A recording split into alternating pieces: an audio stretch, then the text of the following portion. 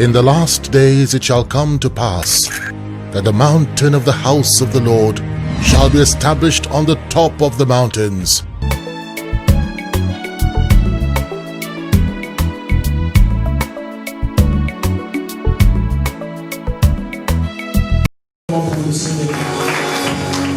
Praise the Lord. Alléluia. C'est pour moi un privilège, au nom de Dieu, à travers notre papa dans la maison, de pouvoir me laisser sa place pour apporter la parole de Dieu dans la vie du peuple de Dieu. Alléluia. Je sais que ce matin, à travers la parole qui sortira sur cet autel, vous aurez votre restauration au nom de Jésus. Merci, papa.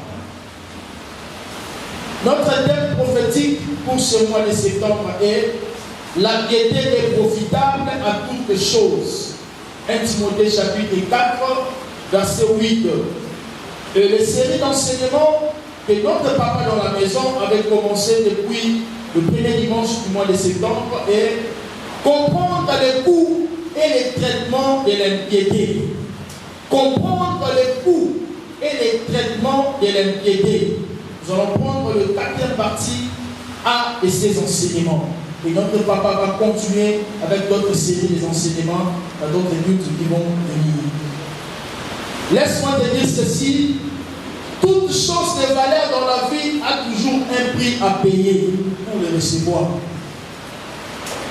Lorsque vous partez dans un supermarché pour recevoir le produit, on va vous exiger d'abord de payer la facture avant de prendre le produit. C'est pareil aussi dans la vie chrétienne. Vous ne pouvez pas recevoir quelque chose venant de Dieu sans pour autant payer un prix. Praise the Lord. La grandeur dans la vie chrétienne arrive lorsque vous payez un prix à Dieu. Prenons l'exemple de Joseph dans Genèse chapitre 39, verset 1 à 23. Joseph a été vendu comme esclave en Égypte et installé dans la maison de Potiphar comme esclave. La femme de Potiphar a tenté de prendre Joseph en péché. Mais Joseph a refusé de tomber au péché avec la femme de Potiphar. Alléluia. Et le fait à lui de refuser de tomber au péché à la femme de son maître, et cet acte-là lui a mené à la grandeur. Alléluia. C'est comme dans la vie, toute chose ne peut pas être reçue sans pour autant payer un prix. Alléluia.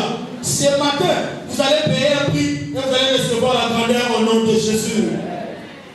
Le péché est un défi que l'homme a rencontré depuis la création du monde. Dieu avait créé le monde, il n'y avait pas le mal, il n'y avait pas la souffrance, il n'y avait pas de maladie. Mais comment est-ce que cela est arrivé? C'est lorsque l'homme a commencé à désobéir aux instructions de Dieu.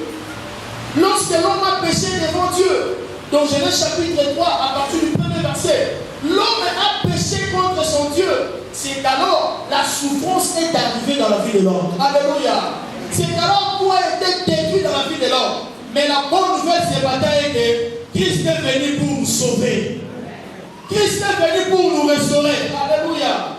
C'est pourquoi dans Jean chapitre 3, verset 16, la Bible nous dit, Dieu a tant aimé le monde qu'il a donné son Fils unique, afin que quiconque croit en lui ne périsse point, mais qu'il ait la vie éternelle. Alléluia. Jésus est venu pour nous sauver du péché du monde.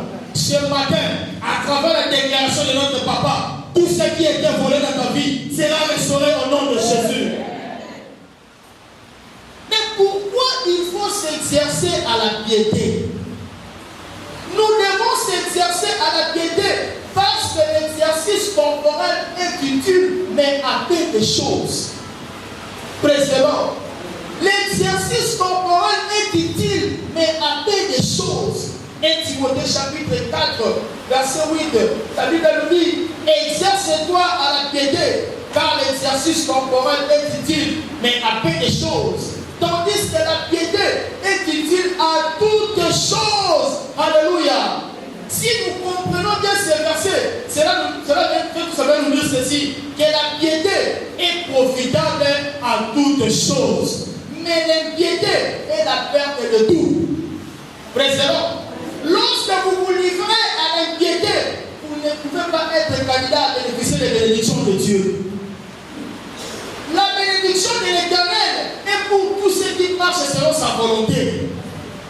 Président, c'est pourquoi ce matin, à travers cette parole qui sort sur cet autel, vous allez recevoir les instructions et vous serez candidat des bénédictions de Dieu au nom de Jésus.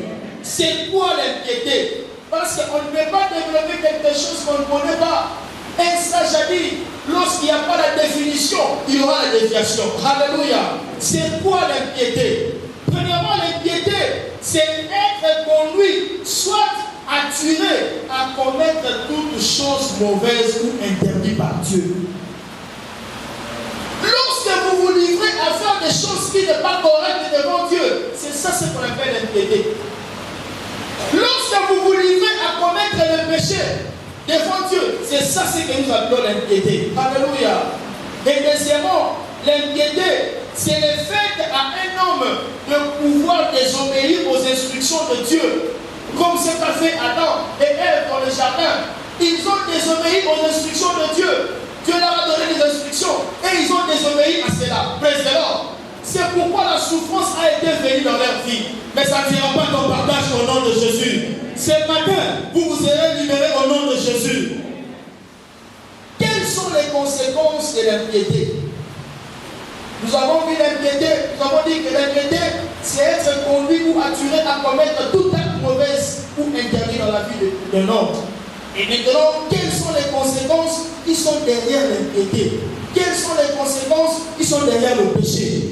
Premièrement, le péché ou l'impiété bloque notre accès au percé surnaturel. Le percé surnaturel veut tout simplement dire le succès. Le percé surnaturel veut tout simplement dire l'impact dans la vie d'une personne. Le percé surnaturel veut tout simplement dire les exploits. Mais lorsque vous marchez dans le péché, vous ne pouvez pas être candidat à être accédé dans le percé surnaturel. Mais c'est l'homme. Alléluia. C'est pourquoi Proverbe chapitre 1, verset 23, la Bible nous dit: tournez-vous pour écouter mes réprimandes. Voici, je répondrai sur vous, mon esprit.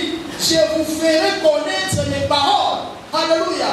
Dieu nous dit de tourner notre visage, de ne plus regarder le chemin qu'on faisait, le chemin du péché.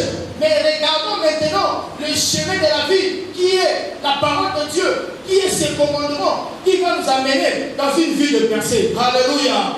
Je te vois percer ce matin au nom de Jésus.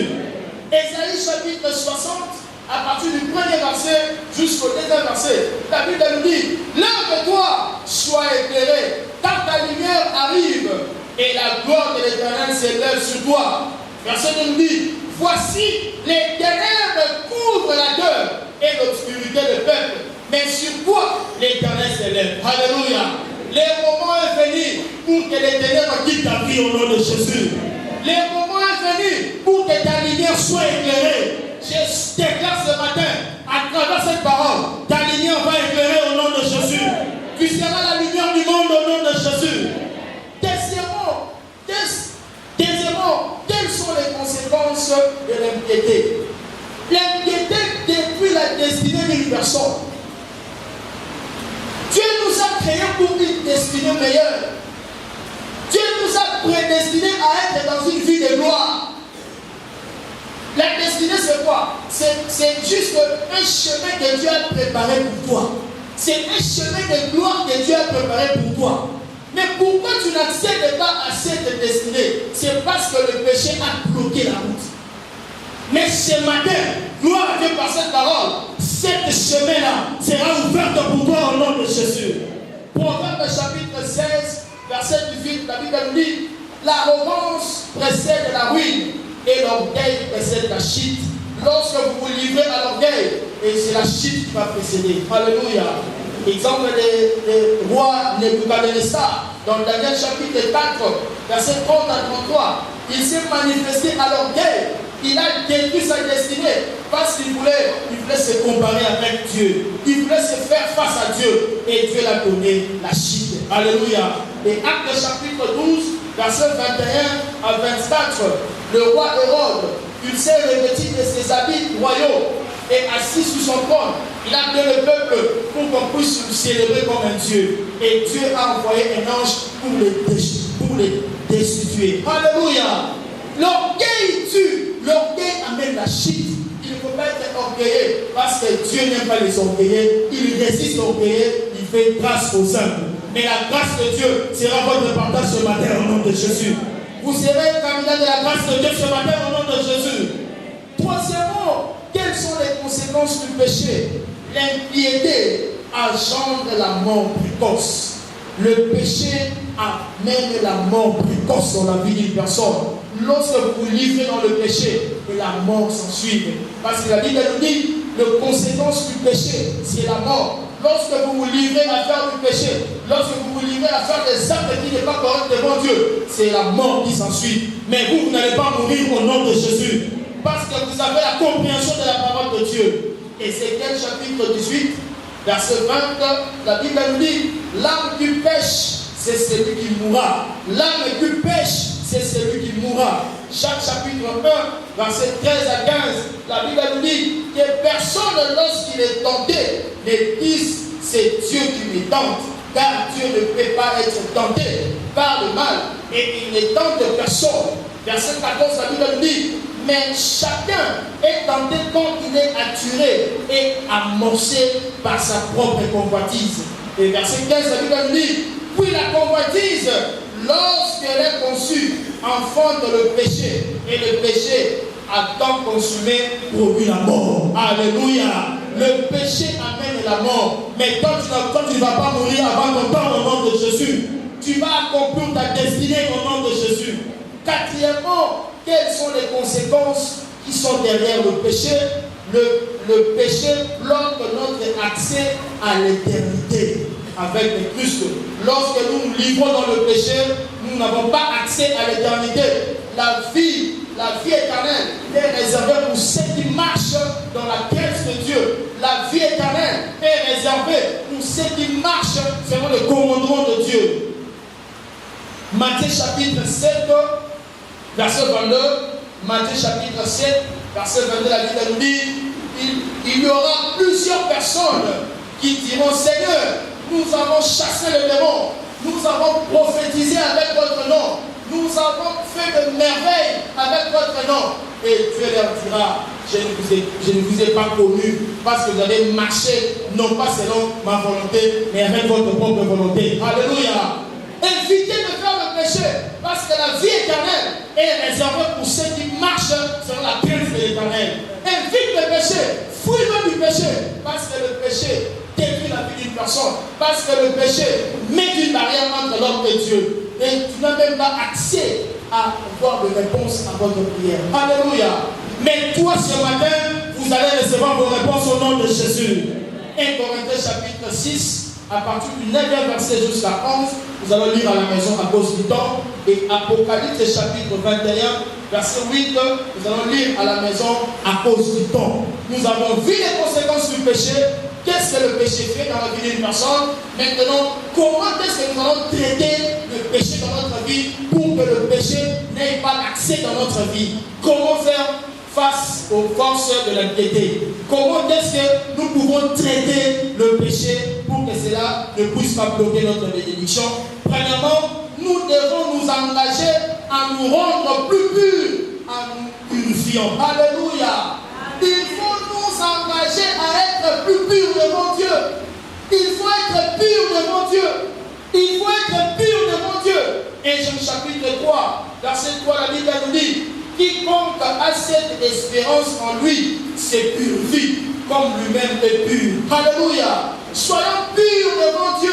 Purifions-nous de toute saleté du monde. Purifions-nous de toute souillure du monde. Purifions-nous de tout acte mauvais du monde. Et c'est alors que nous serons un vase d'honneur devant Dieu. Alléluia. Nous serons un vase d'honneur devant Dieu. Et ce matin, je regarde par la parole de Dieu. Vous serez un vase d'honneur au nom de Jésus. Vous serez un vase d'honneur au nom de Jésus. Dans Jacques chapitre 5, verset 8, la Bible nous dit, vous aussi, soyez patients, affermissez vos cœurs, car l'avènement du Christ est proche. Affermissons nos cœurs. Il faut avoir un cœur ouvert devant Dieu. Il faut avoir un bon cœur devant les frères et sœurs de la maison. Ne soyez pas, il ne faut pas avoir un mauvais cœur devant vos frères et sœurs de la maison. Vos bien-aimés de l'église, aimez-le.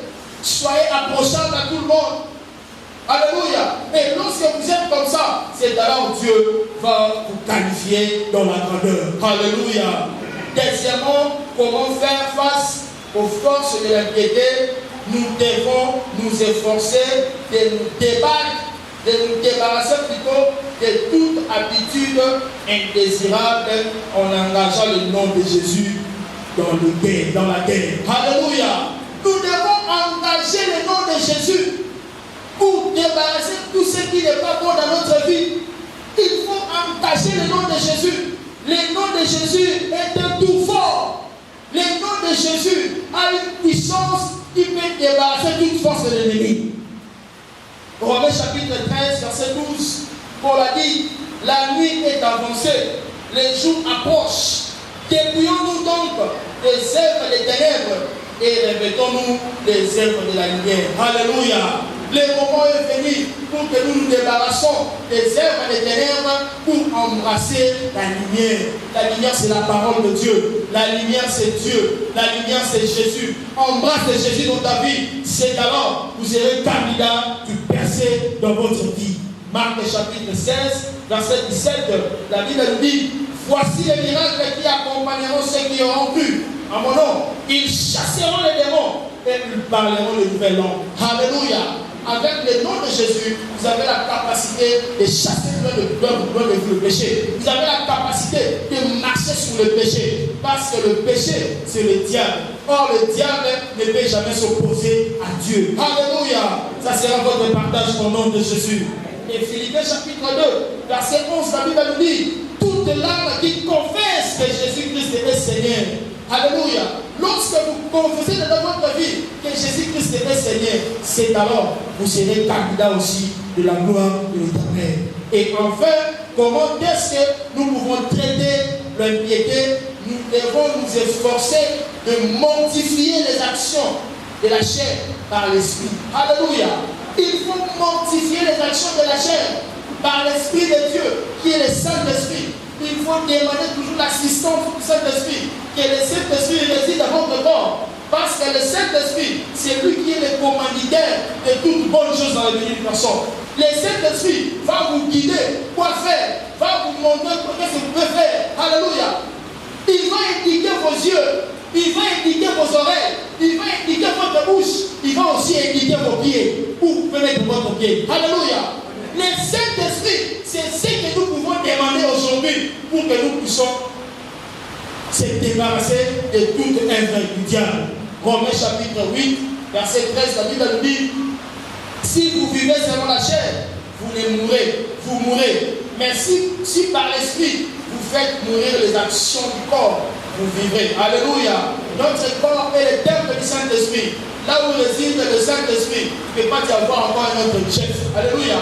C'est comme dans le royaume, on ne peut pas avoir deux chefs à la fois. On peut avoir des rois à la fois. Lorsque vous avez des rois à la fois, c'est alors il y aura une désordre. Parce qu'il y aura des ordres partout. Mais lorsqu'il y a un chef dans le corps, il y a de l'ordre qui va s'imposer. Alléluia. Soit vous avez le Saint-Esprit, soit vous avez le péché. Mais moi, je vous conseille ce matin de recevoir le Saint-Esprit dans votre corps pour ne pas se manifester dans les œuvres de la chair. Laisse-moi te dire, ce matin, tout ce qui dérangeait ton corps, par la puissance du Saint-Esprit, je vois cela partir au nom de Jésus.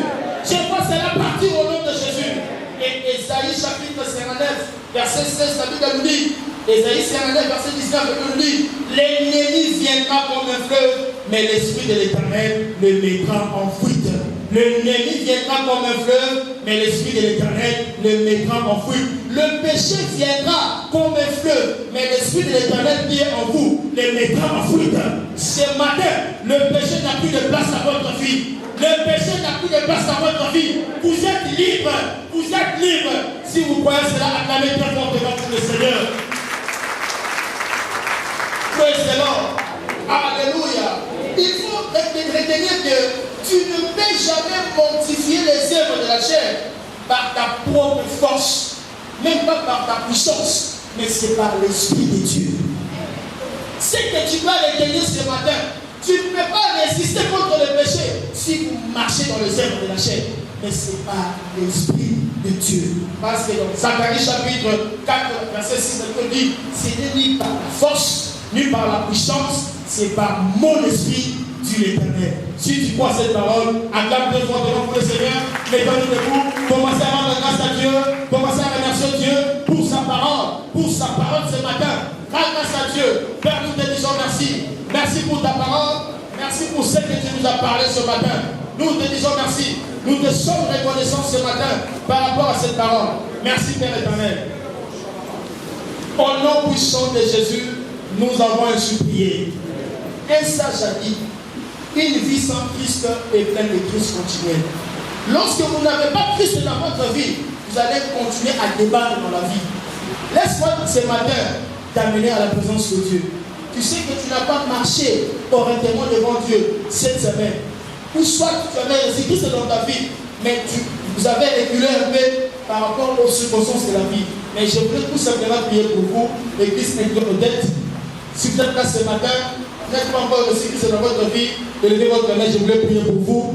Vous êtes là ce matin, que vous n'êtes pas encore reçu Christ dans votre vie, élevez tout simplement votre main, je vais prier pour vous. N'ayez honte de personne, c'est votre vie qui est en danger. Christ veut changer votre vie ce matin. Vous voulez entrer dans votre destinée. Élevez tout simplement votre main. J'aimerais prier pour vous. Si vous êtes là, approchez ici devant l'église. Acclamons très fortement pour le Seigneur. Approchez, approchez, approchez, approchez. Si vous êtes là, n'ayez honte de personne. N'ayez honte de personne. Je voulais prier pour vous. Je voulais prier pour vous. Je voulais prier pour vous. Praise the Lord. Alléluia. Gloire à Dieu parce que nous tous nous sommes des chrétiens. Acclamons très fortement pour le Seigneur. Praise the Lord. Est-ce que vous êtes bénis ce matin? Là, nous appelons notre papa pour la bénédiction. Acclamons très fortement pour le Seigneur.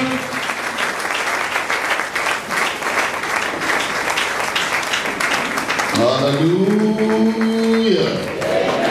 Alléluia. Tout le monde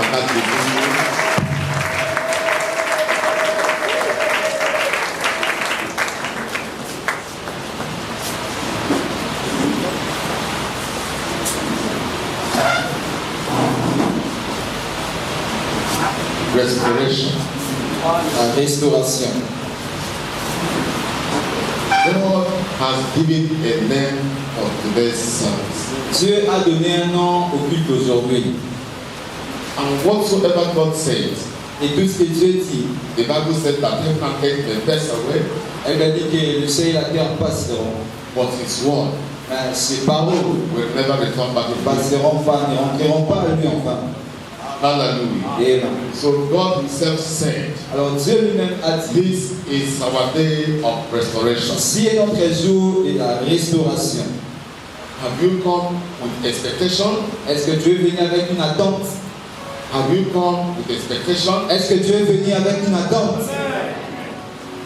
Your expectation shall never be lost. Ton attente ne sera pas perdue. In the name of Au Jesus. nom de Jésus. I have always said, Je le dis toujours, don't limit my God. ne limitez pas mon Dieu. Don't limit my God. Ne limitez pas mon Dieu.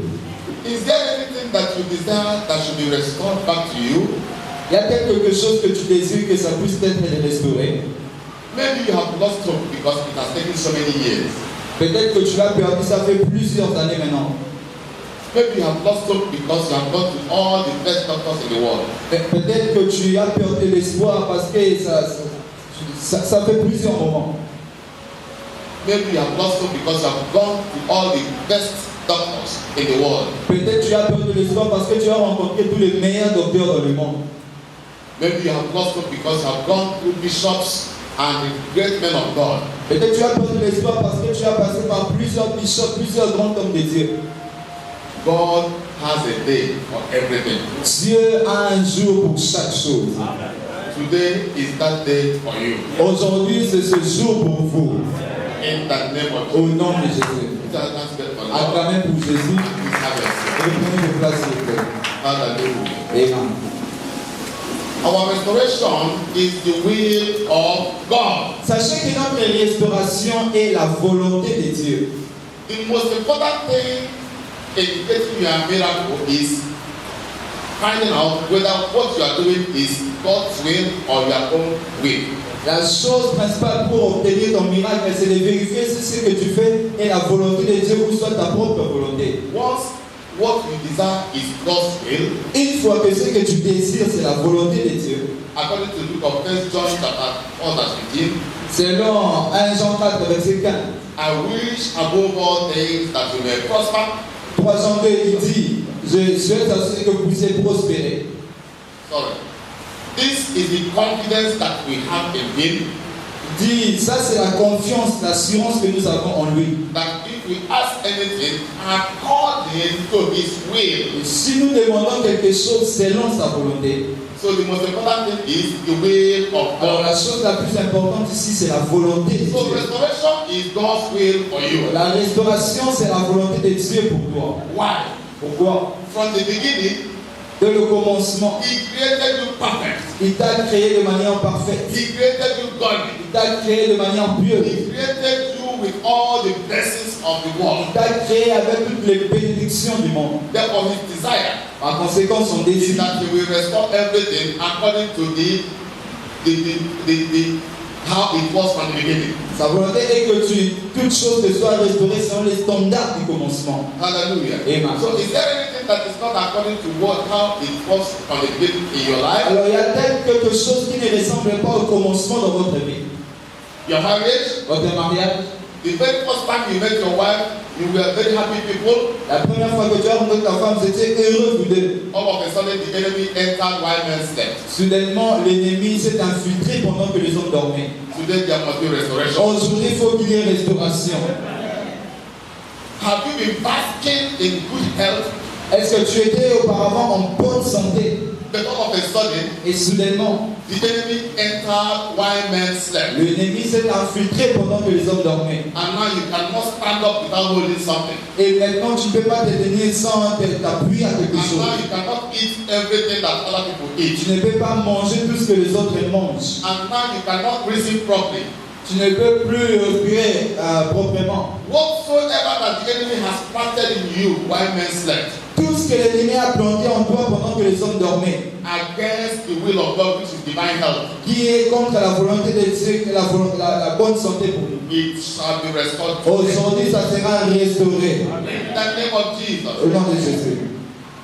You were expecting a child, Tu t'attends à un enfant. and then God gave you a child. Et tu t'attendais à un enfant, Dieu t'a donné cet enfant. And the Bible says that every good and perfect gift comes from the God La of Bible God. dit toute bonne chose, toute chose parfaite vient de Dieu. All of a sudden, Et soudainement, the child began to grow, l'enfant a commencé à grandir. and the enemy came and sowed a seed. L'ennemi est venu planter une sémence. The devil came for to steal, L'ennemi ne vient que pour dérober, to kill, pour détruire, and to destroy. et tuer, égorger. And now the child is no more behaving normal. Non, l'enfant ne se comporte plus normalement. The child that was giving you joy before, L'enfant qui te donnait la joie auparavant, now he is giving you shame and reproach. maintenant il te donne la honte et le reproche. God is here to restore. Dieu est ici pour restaurer. Because Jesus came to give you life Parce que Jésus est venu te donner la vie and give you abundant life. et la vie en abondance. Hallelujah. Amen. In the book of Zephaniah chapter 3 verse 17, Sophonie 3, verset 17. the Lord our God in the midst of us is mighty. Dieu parmi nous est comme un héros qui sauve. En anglais, on dit il est puissant.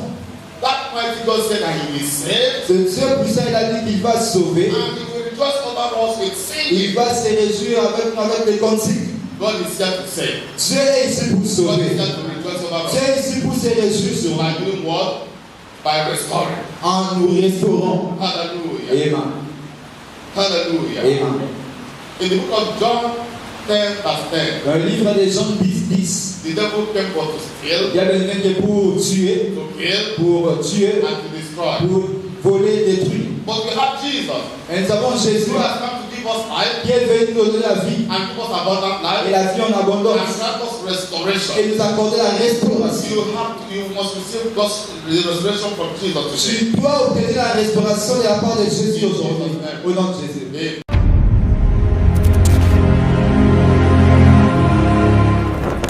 In the last days it shall come to pass that the mountain of the house of the Lord shall be established on the top of the mountains,